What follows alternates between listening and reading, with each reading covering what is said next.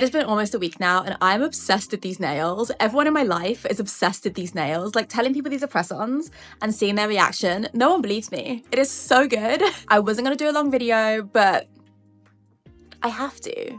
I have to. I don't think we ever have to go to the nail salon again, guys. I think we have mastered at-home nails. Let me show you how to do them. These are BTartbox nails, X-coat tips, medium almond length, and the style is cateye. And this is everything you need to know.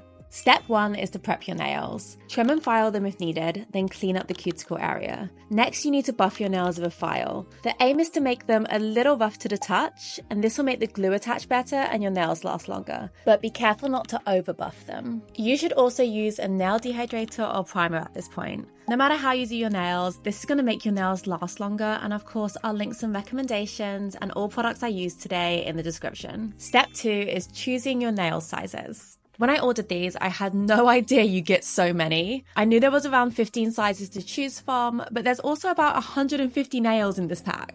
I have enough nails to last me for the rest of the year, or you can have a girls' night and everyone leaves with perfect nails, and I really want to do that. Take your time and choose your perfect fit. You're aiming to cover your whole nail from side to side. So line up the nail with one side of your nail bed, then look at the other side. If there's a gap, you want to go a size up. Finding the perfect fit is what's going to make these look like salon nails. I've never had stick-on nails that are the perfect size for my nail bed. It's always a little bit off, so this is an exciting moment. Step 3 is glue down those press-ons. I've tried sticky glue pads and I've tried regular nail glue, but this is my first time trying a gel glue that you set under a UV lamp. But as a lover of gel nails, this makes so much sense to me. I'm shocked I didn't know it was a thing. Paint the liquid glue on the back of the nail, enough to cover your natural nail, and then apply the nail at a 45-degree angle. This means touching the bottom of the nail to the bottom of your nail bed, and then gradually lowering it down towards the tip of your nail. These nails are slightly sheer, so you'll be able to see the glue spread across your nail, and you'll know when it's fully covered.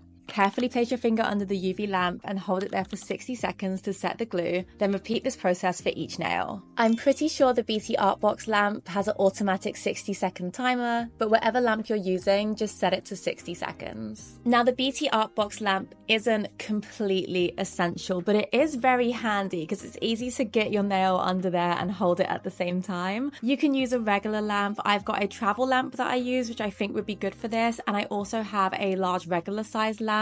It would just be a little bit more difficult. If you have the funds to buy this mini lamp, or you have a mini lamp, I would use that for the setting stage at least. I like to put my whole hand under a lamp for another 30 seconds just to make sure everything is set. This is just my preference. I want to make sure everything is locked down tightly so I get the best nails out of this. Then once everything is set, you want to file off the little tabs at the top just to clean up the nail. I've never used this glue before, so I will be posting a follow-up video on how long they last. Subscribe now so you don't miss it, because I'm excited to know too. Step 4 is builder gel. Builder gel is what's going to add that thickness and sturdiness that people associate with professional nails. I always use a builder gel or a hard gel when doing any kind of gel nails to make them last longer, so this step is a must-do. Remember that you need to cure this too, as it's a gel product. Step 5, add a top coat.